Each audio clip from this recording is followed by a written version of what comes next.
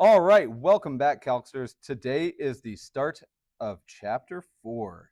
And in Chapter 4, we are just looking at applications. And specifically, it's all the applications of the derivative that we can deal with. And it'll be a really nice transition into our next section where we start talking about the opposite of differentiating, which, when we get there initially at least, it's anti-differentiation, which is pretty cool that we just have that one little word for it. Okay, applications of these things. So our first big application, and there is a 100% chance that you're going to see a problem similar to the stuff that we do in 4.1 on the AP test. 100% I guarantee it. 4.1, we're going to jump in with this idea, and we're going to define it immediately of related rates. Okay, so if we look at calculus just as a whole, I think that it is reasonable to say that differential calculus, which is what we're doing right now using derivatives, it is entirely focused around a rate of change. And it just turns out that we call that rate of change the derivative, right? Like it's a slope, but it's a rate of change. And everything that we've done up to now, from limits to building up how do derivatives actually work, has been dealing with the slope of something, like every single time. That's what we're after. So it makes sense then that any problem that we have with derivatives would probably have something to do with a rate of change. Now, in general, what this is really actually telling us to do, a related rate, simply says two or more related variables that change over time. So how two or more variables, and we won't do more than two in here, I don't think, how two or more variables or rates of change, and I'm going to say variables, change with respect to each other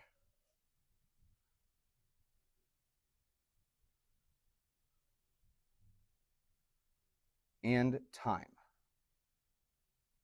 Now, there are a million different problems that we're going to see in here, and today what we're going to do is we're just going to really build up like, hey, what do the guidelines look like for doing these? And it's not so much of a step one, always do this, step two, always do this, but they are some pretty nice rules that we deal with. Can anybody think of a situation where you care, like, and there's a million before I just ask you to think of it.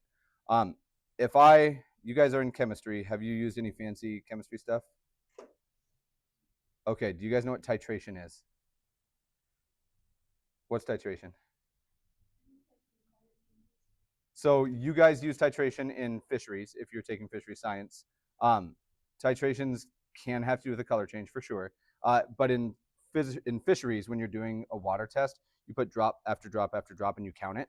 Now, at a large scale, you might have to do more than 5 drops or 10 drops, right? You might be having a bunch of stuff going in, and you need it to drain out of a tube at a very particular rate, yeah?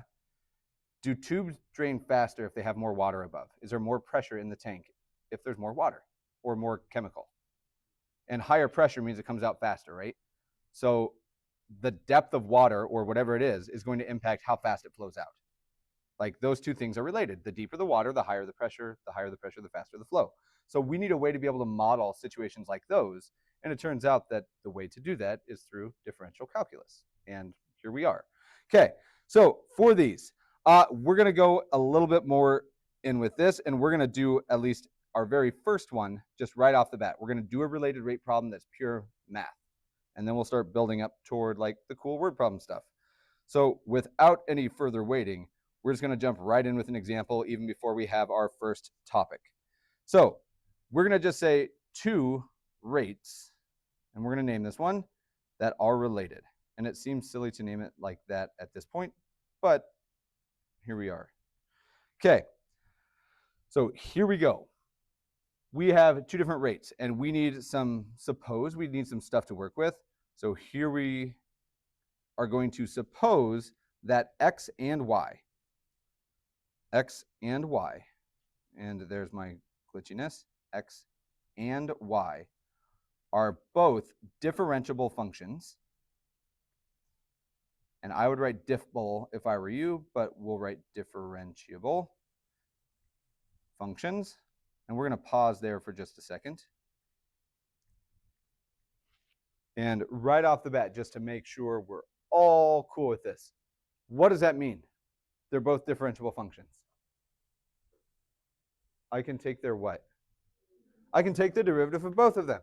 Now, because we have two things that vary as time goes on, we're going to have, these are both functions of time. Now, we could say in terms of time or with time as the variable, but these are both functions of time.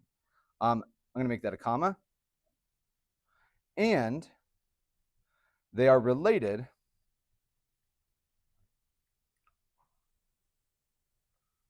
by the following. We get this lovely thing that just says y equals x cubed plus 4. So I have a single function that has both of them. There it is. Okay, beyond this, we are asked to do the following.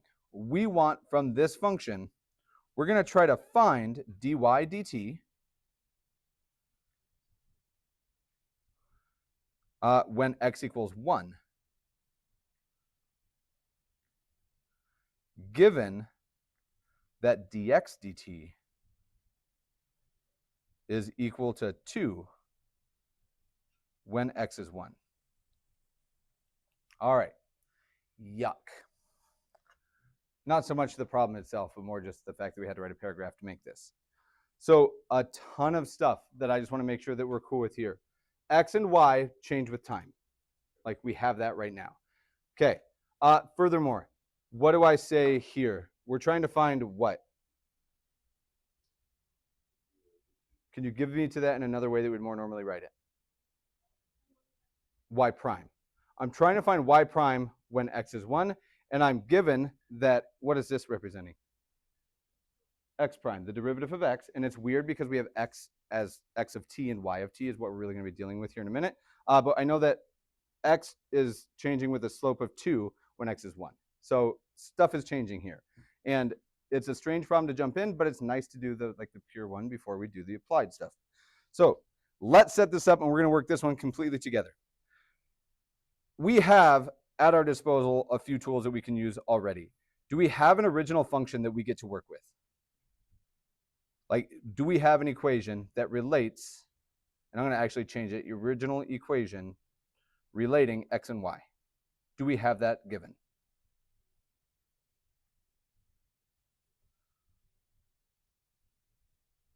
Ms. Bacalzo says yes. What do you think it is? You will be right. Anybody else have the same gut feeling that it's probably that thing? Yeah, you're right. It is y equals x cubed plus 4. So I'm just going to write it underneath. Y equals x cubed plus 4. So boom, we have an equation that relates x and y together. That is an important part. Now, I notice that I get a bunch of dx dt's and dy dt's. If I wanted this equation to have any of that information, what do I have to do? I need to differentiate, right? Take the derivative, bless you. And really important, we're going to take the derivative with respect to what? Because if we use dy, then we're going to get something different than if we use dx or if we use dt. What do I need to take this derivative with respect to? Good. Take derivative with respect to t. Now, that language, if you see that and go, I don't know what the heck that's actually saying. All that this is on my next line, and I'll actually draw it out here, and I'm going to do this much more formally than I have before. I'm going to write d dt of the left side, y, is exactly equal to d dt of the right side, which is x cubed plus 4. Now, the only reason that we're doing this is because I'm given some of that information. I know how fast x changes with respect to time at some value, or y at least. I don't remember which one. I'll have to scroll up. But this is going to give me my dx dt, my dy dt into my problem.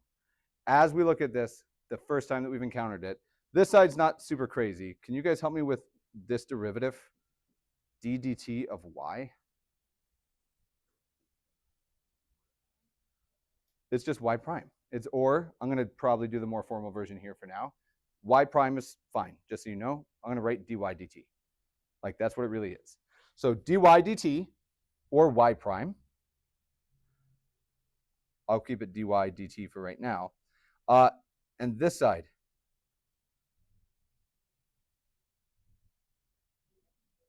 So I like 3x squared. I'm okay with that first part.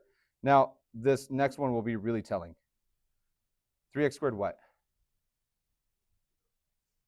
So plus 0 is a natural thought, but pause. Normally when we differentiate, like we did it implicitly on this side, and it might not even felt like it, right? Because we just wrote dy dt. We are trying to find the derivative with respect to t here. Do you see a t in this? No. So conceivably, there must be something that there's a t in here somehow, right? Because it changes as a function of time. There is a t in this expression x. I just don't know what it is. Or if I word this differently, I have a function here that is implicitly defined with respect to time. I don't have the t, but it exists. So I need an implicit derivative here. I like the 3x squared. We moved the power rule out to the front. We didn't touch the inside. But what is the derivative of x with respect to t? Because now we're chain ruling. So careful. I like the 3x squared. I heard 2, but I don't know that I think should get a 2. If I said, what's the derivative of this? And you don't have to write this. Just help me out here. What's the derivative of u cubed? 3u squared u prime. Or if we wanted, could we say du dx? So this is the exact same situation. We have a function x that's in terms of t. We just don't get to see it. So I'm going to have to multiply this by dx dt. This is my chain rule happening because time is implicitly defined in here.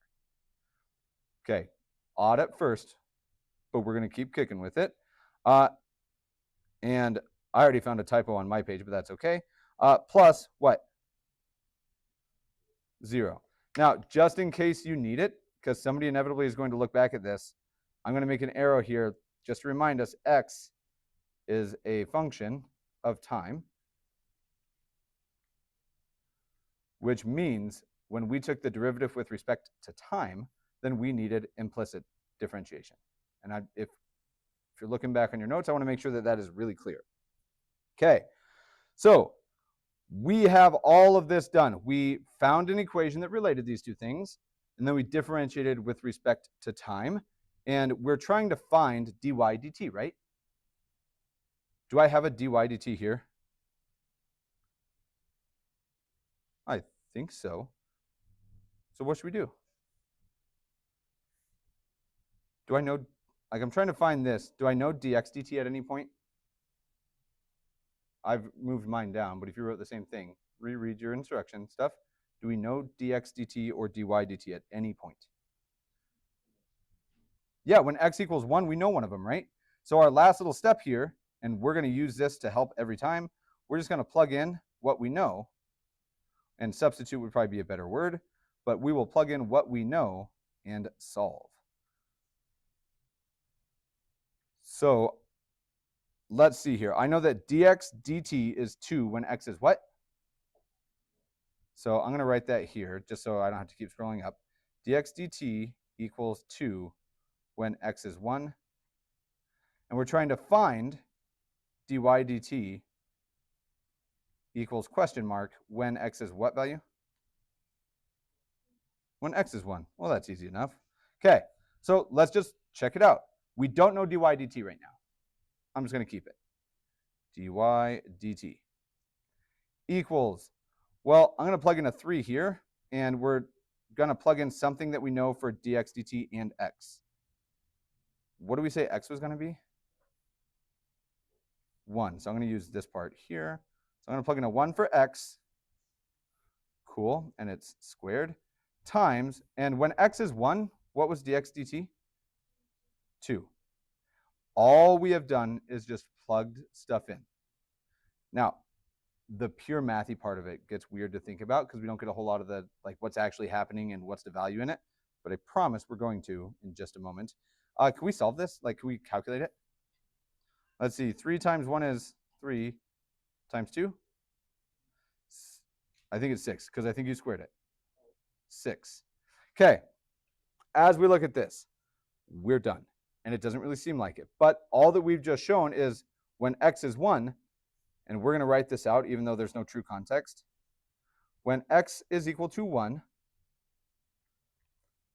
the y value is changing And how fast did we just find that y was changing? At 6 and whatever they are, and we don't have a context, so I'm just going to say units per time. Now, when we start building up, all of our answers are going to look like this, but it's not going to be just when x equals 1. It's when the radius is this big, the area is changing this fast. Or when the area is this much, the volume is changing this fast, and so forth. We get all these different things that interact with one another. Okay, this problem, without a whole lot of motivation, like in the real world context, feels okay. Like it's new and it's strange that we're doing DDT, but is it really anything different than what we've been doing? Should we do one more just practice with DT stuff before we get into like guidelines and real problems? Okay, cool. I'm fine with that. So for B then, and I guess we can just make up the same thing. Let's see if I can get just a nice one here. Let's do another one that's not algebra 2. Weird. Okay, I want you guys to do one, and we're going to do an easy one here. Yeah, we'll just start this one.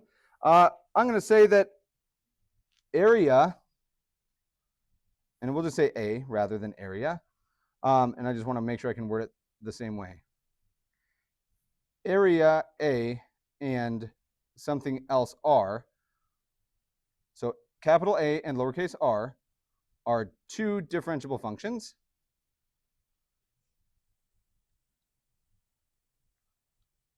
Related by, let's say we have this lovely formula, A equals pi r squared. Okay, so I have two different things, A and R, they're functions, and they're related by this equation. Real quickly, without like going too far into it, what are we talking about here? A circle. Okay, now with this circle, let's say I know the following. I want to try to make sure I'm trying to make this like not super crazy, but let's see. Sorry, I'm trying to make this problem nice for us right now, but it's getting weird. We're just going to stop here, and there's only one part of this. What I want you to do is find dr dt. That's the hard part of this problem. We'll work on the plug and stuff back in. This is the hard part. Using that formula, I want you to find me dr dt. Cool. I'll give you a moment. Remember, I give you the moment so you can think it out, but it's also your chance to do what? Ask questions. Yeah, like I can get some music going if you're afraid to ask questions in front of people, but let's knock it out. Looking at this, the hard part is doing this. If I want to get a dr dt, there's already an r in here, right? So how do I turn an r into a dr dt? Yeah, let's take the derivative with respect to what? Not r, to t. Now, I'm okay if we call this r prime. And when you guys wrote it, did you write dA dt and stuff, or did you write a prime? dA dt? Okay, so it's okay either way. I'm going to differentiate both sides. So pretty much every problem is going to follow the same setup. Sometimes it'll be harder to get this set up, but we'll work our way up to it. Right now, what I realize is in both examples, we've just immediately started, once we have this equation, by just taking the derivative with respect to time. So here we go. I'll do the left side, and I'll do the right side. Now, when I write this side, I'm going to start doing something a little bit different because we've got these rules locked in. Is there a constant multiple on this side? And what do constant multiples do? Like we typically tend to just ignore them, but where do they really move? They're out front. Like we don't truly ignore them. We just disregard it during the derivative. Okay, so there's my pi, and then it'd be of r squared.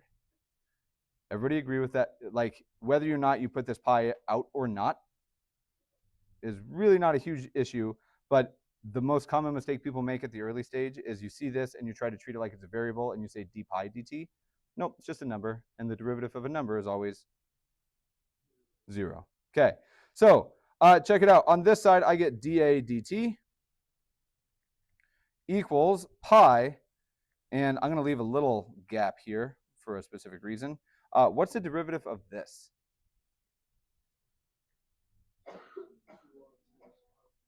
Two r, and I'm going to rearrange it like this, times r prime, and I'll just call it dr dt. And if I wanted to solve for dr dt, or find it, which we did find it already, but we're going to solve for it, we're one step away. What would you have me divide both sides by? By 2 pi r. So check it out. Dr dt, apparently, and I'm going to write this as a prime because it's going to look a little nicer, is a prime over 2 pi r. Now, for this, I have given no context to this problem other than the fact that you guys recognized that pi r squared was probably dealing with the circle. Okay, so just to kind of break down what we've done, and we will do a very similar problem to this, but we'll have to set it up. Question first. I wasn't asking you, do you have a question? I'm saying, what is your question?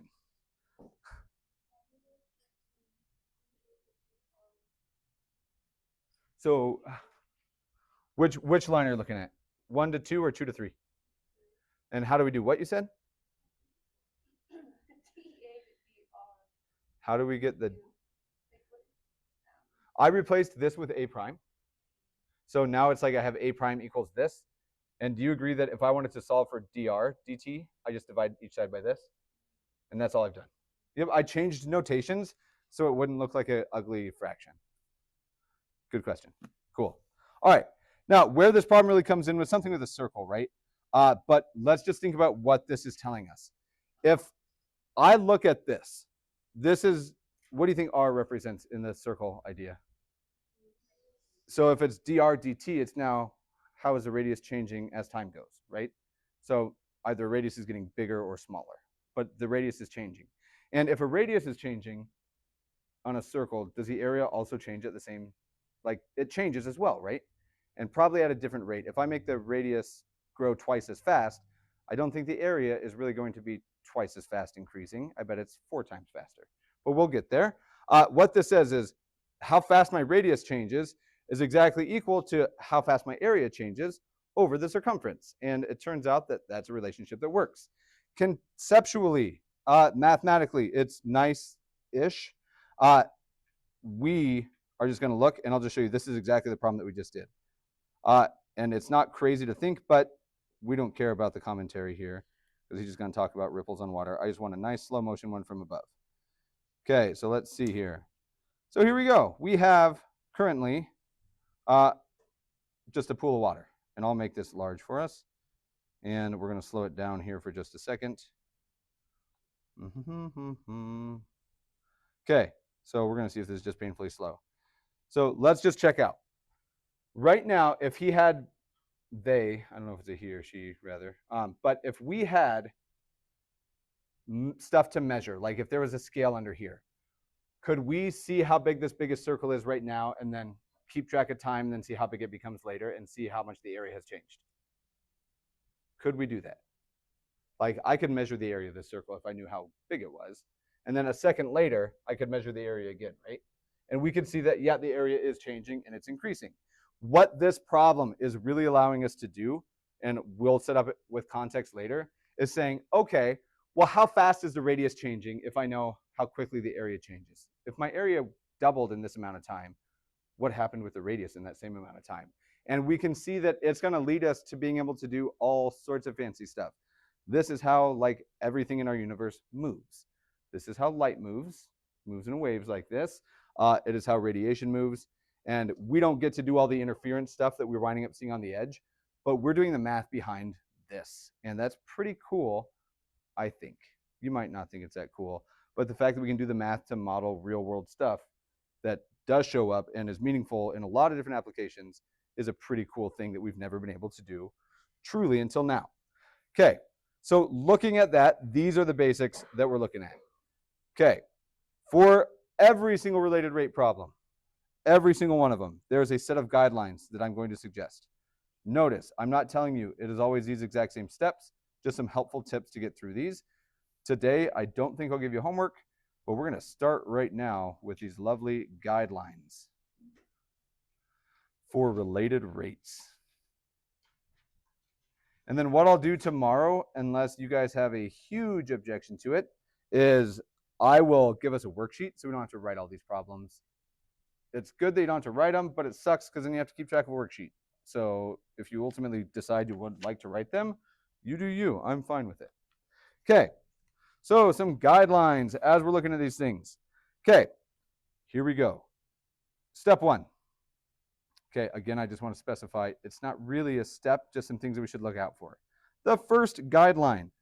This one is kind of be hard sometimes, but we want to draw a picture. And it doesn't have to be perfect, but we want to make sure that we understand what's actually going on with this.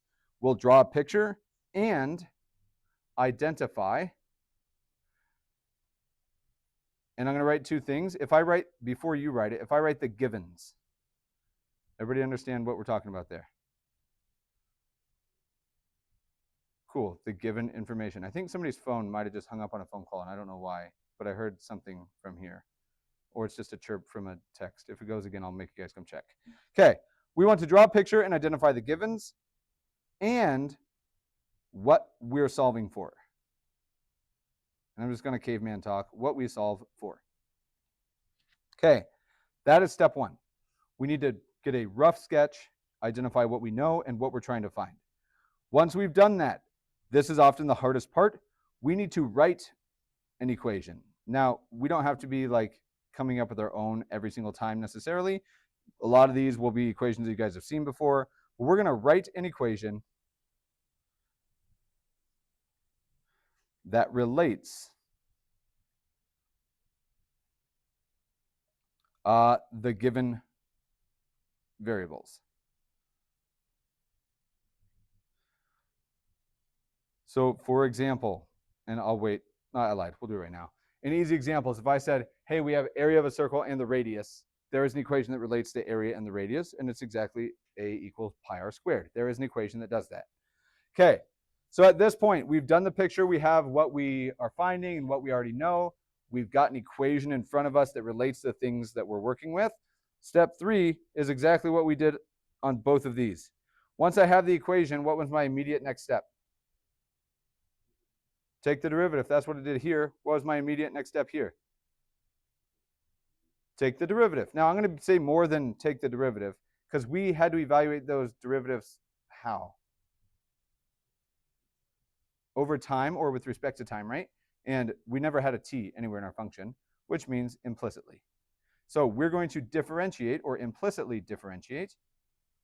Implicitly. Easy. Come on. There we go. Implicitly differentiate both sides with respect to t. Now I can write t or I can say time. I'm going to say respect to time is what I'm going to write wordy.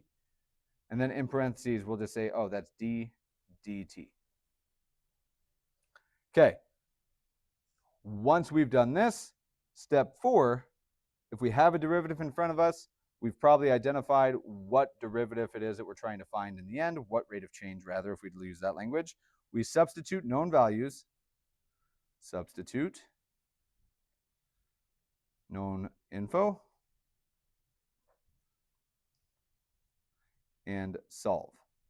Now, step five, whether it really counts as a step or not, pretty much every single one of these problems is going to be very contextual and specific word problem is what's ultimately going to happen. How should we write our answers with word problems?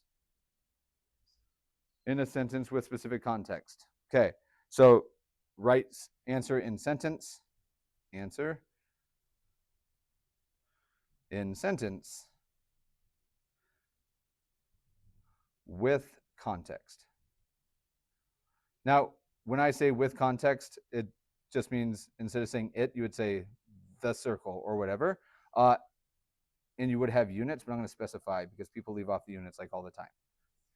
Okay. I didn't realize that those were off, and it's going to bug me.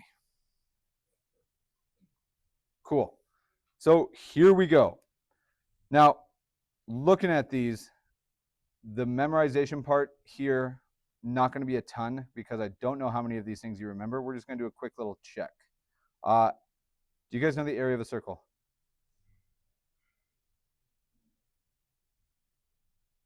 Say it again. Area A equals pi r squared. Do you know the volume of a prism?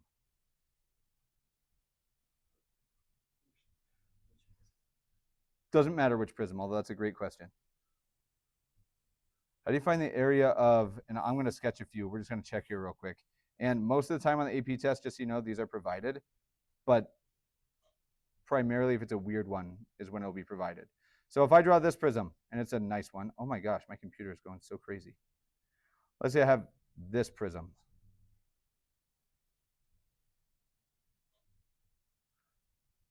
Now, right now, if I just say, what kind of prism is this, can you tell me? A cube, I agree. If I wanted to find whether it's a cube or a rectangle, is the formula different? No. Prisms have something special about them. Prisms always have the same shape base, right? So this is, right now, it's a rectangular prism. It very well could be a square prism, which is what you would just call a cube. Are there other types, though? How would we find the area of this if I know that this is A, and we'll just use the regular letters, L and W and H? How do you find the volume of this? L times W times H, which, gosh, L times W is just the base, right? Okay, what about this prism? Ooh, this one's going to be harder for me to draw. Okay, I'm going to do it without the straight edge because that's what's slowing me down for some reason.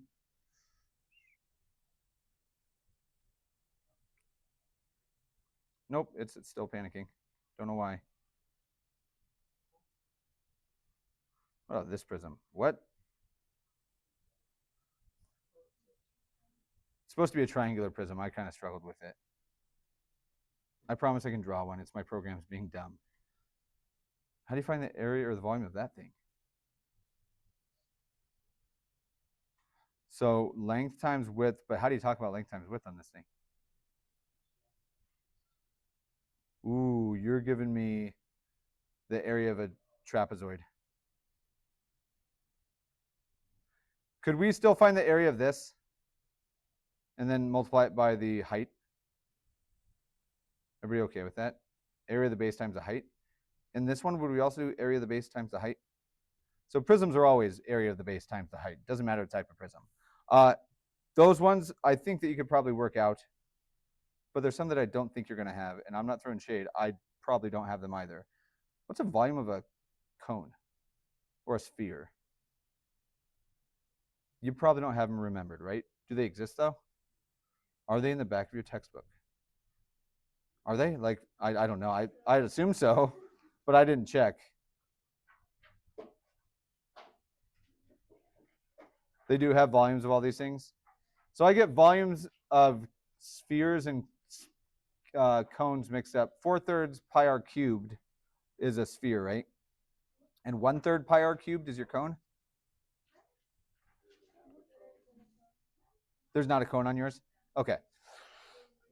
So we're going to be using all those old formulas. And for this one, I'm going to let you guys help me pick which problem we're going to do first. Two options. We can either do a circle expanding. We can do a sphere, like a balloon getting blown up. We can fill a conical tank.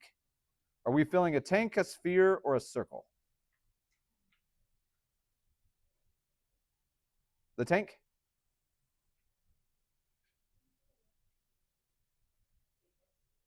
We're going to do all of them eventually. I just want to know which one you want to start with. Tank. All right. So here we go. Pretty much the next like 2 days, 3 days, 4 days are nothing but examples with these. Like there's no more context. It's just getting practice with them. So let's see here. Oh, so cool. A tank. Awesome. Instead of, and I'll switch to not my thinking color. I mean, I want a thinking color, but not that one. All right. Can I just draw a picture instead of giving you like a big wordy thing? Okay. So we're going to draw a conical tank, and that's what we're going to be working with. Conical tank. You guys remember all of your similarity rationale or ratios and stuff, right? Cool. I'm anticipating no, just for the record. Okay, I'm going to draw my picture big enough that I can label some stuff. Right now it's just a triangle, but through the magic of this, whoop, now we get a cone, and it's beautiful. I have a cone-shaped tank, and obviously there'd be supports or something, right? Or maybe it's not really a gigantic tank, and we're going to have stuff dripping out of this, something. I don't know. It's a tank of some sort. Okay, so we have a cone-shaped tank, and we'll work with the assumption that it is a nice, perfect, right triangular cone. Okay, so we have this lovely cone, and there's a few things that we know. I want us to be given the following. The radius up top, right here, is 5 feet. So it must be something huge. Radius r equals 5 feet. Deal.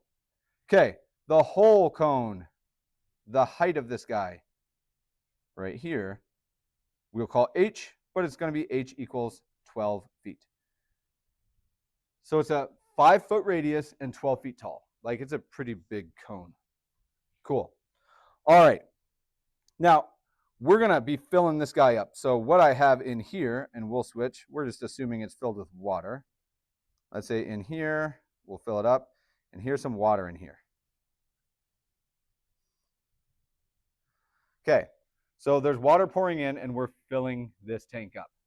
Now, just conceptually, just to show you that like it's easy to make sense of the calculus once it's identified.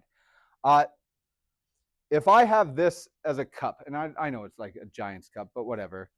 If I let a hose pump water into this thing, and I look at how fast does the height change, does it, like if I pour in a gallon a second, hypothetically, is the height going to change faster or slower at the very beginning than up here? Like, it's going to fill up really fast at first, and then it'll start slowing down, right? So obviously how much the height is depends on how much volume is inside of here. And we see that as things change, the circle up top gets bigger or the cone inside gets bigger. It's the same question, that more water is needed to fill it the same amount. So there's certainly changing speeds going on. Okay, with this, we have the following. We get 12 feet. I'm cool with that. Let's say that this is just right now some other height h, and I don't know what it is. Not yet. Okay, for this problem, I have taken out all the wordy part of it, and we've done the hard part. Tomorrow with the worksheets, you will actually have to help me do this stuff. We're just trying to make it so we can have this. Okay, we want to find for ourselves, we want find dH dt when the liquid, I'm going to say the water, inside, easy, easy. Sorry, it's my thing, not you. When the water inside has a depth of, let's say, 8 feet.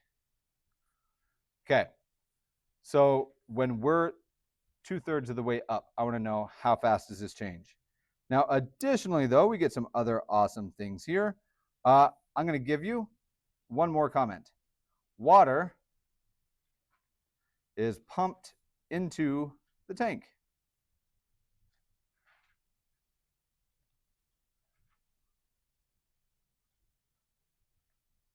At, let's say, 10 cubic feet per minute.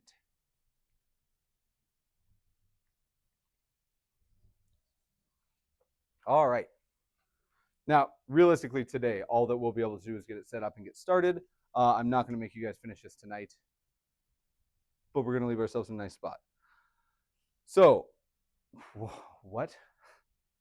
Everybody agree that yuck? Now, this problem is a significant jump up from the previous, obviously, but the good news is I'm here to help with it, and we'll make sense of it as we go. So right off the bat, is there anything else that I could possibly know about this? Like, I've given us some information. What is this referring to? Cubic feet. Ooh, that's a volume. Okay, now the second we recognize that this is a volume, like the amount of water in the tank is changing, right? We're adding water, makes sense. This is not only volume, because volume would just be cubic feet. The second I put per minute, do you guys agree this is a rate of the volumes change? How could I write the volumes change with respect to time? This is really one of our super knowns. How do I write how fast something changes with respect to time? So that's how fast velocity changes with respect to time. I agree with you. Same idea.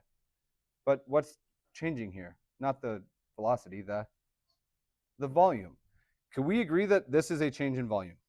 And I'm just going to make this a delta volume instead, just to show that, look, it's changing, delta volume. And if it's changing, there's a rate to it, which means I think, and you guys tell me if you disagree, that this also tells me how fast the volume changes with respect to time. Like this statement, even though we didn't write it, this is dv dt. And what did we say it was?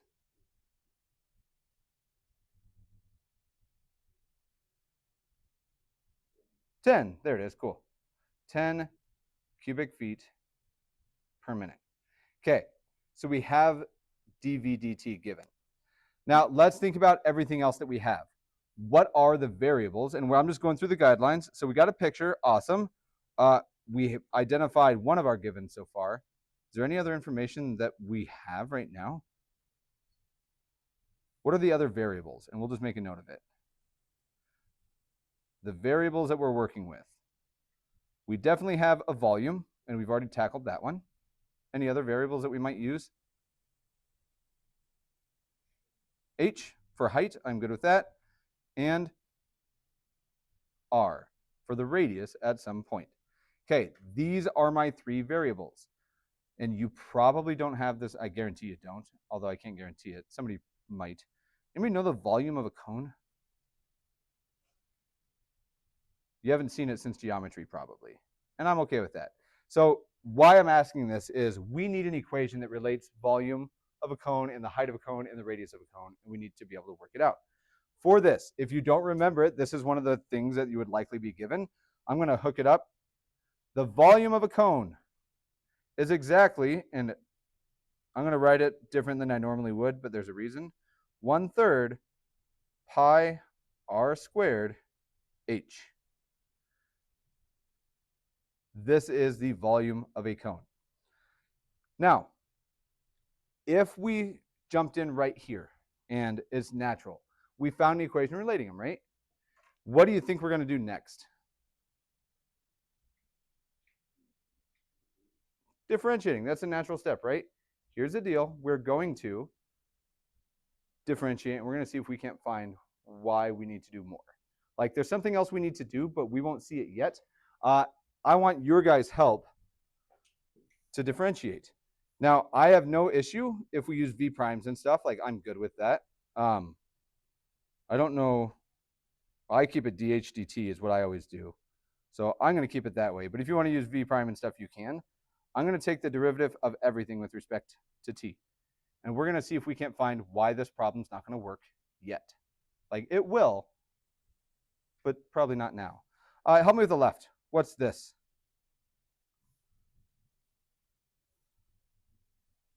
dv dt. Now, capital letters and stuff, I'm not picking them willy-nilly. Do not change them. Like, especially if we're going to have something later that might have 2 v's in it, capital and lowercase really matter. Try to keep it straight. dv dt equals, and this one is kind of hiding, but what is the constant multiple on the right side of this equation? 1/3 pi. Can I just call it pi thirds? I'm going to take my constant multiple out in front of the derivative since it always happens, because 1/3 times pi just becomes pi over 3. That's my constant. Doesn't change. So here's my constant multiple, pi thirds. And if I want to find the derivative of these two things, what's happening between them? Product, and they're both implicitly defined. Okay, so let's try it. What's the product rule? So the first is r squared. You got it. And what's the derivative of h with respect to t? H prime, or I'm going to write dh dt, but I agree. So there's first times the derivative of the second plus the second times the derivative of the first, which this is gross because r squared, 2r r prime, or dr dt. Okay, your assignment, quote unquote, this is a really good spot to pause. Your assignment for tonight is to try to answer the following question. Why is this not going to work for us? And it's hard to see, but what I would encourage you to do, think about what you're going to plug in later and stuff, and see if you can tell me why this one's not going to be beneficial for us. And we'll meet back up and continue here tomorrow. You guys have a wonderful day.